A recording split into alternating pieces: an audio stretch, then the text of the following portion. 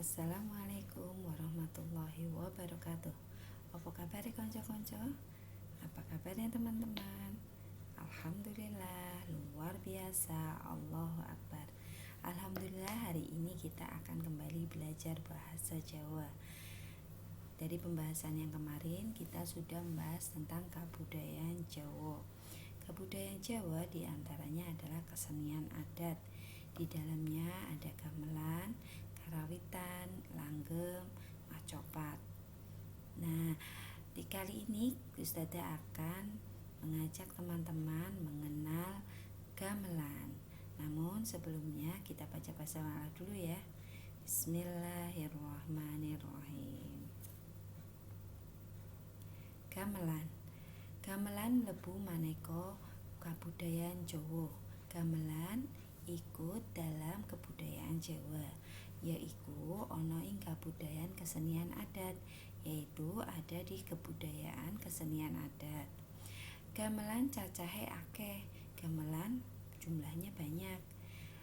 Ana bonang, gambang, ketuk, kenong, demong, saron, gender, slentem, kendang, siter, gong, kempul, rebab, suling, lan esi ana liyane, dan masih ada yang lainnya. Nah, cara nggunakake gamelan uga maneka warna. Cara menggunakan gamelan juga bermacam-macam. Ana sing dituthuk, ada yang dipukul, digesek, disebul, digesek, ditiup, diteplek nganggo tangan, kemudian dipetik. Cara nggunakake gamelan. Cara menggunakan gamelan: dituthuk, dipukul. Di antaranya bonang, ketuk, gambang, gender, gong, sarong, kenong, selentem.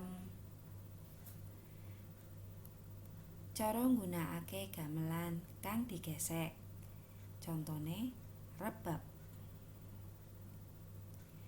Cara nggunakake gamelan kang disebul atau ditiup. Contohnya suling. Cara nggunakake gamelan kang diteplek nganggo tangan. Contone kendang.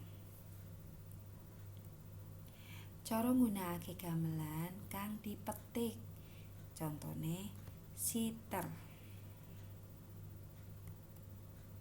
Nah, jenis sing laras adalah nada. Dalam gamelan jenis nada ada dua.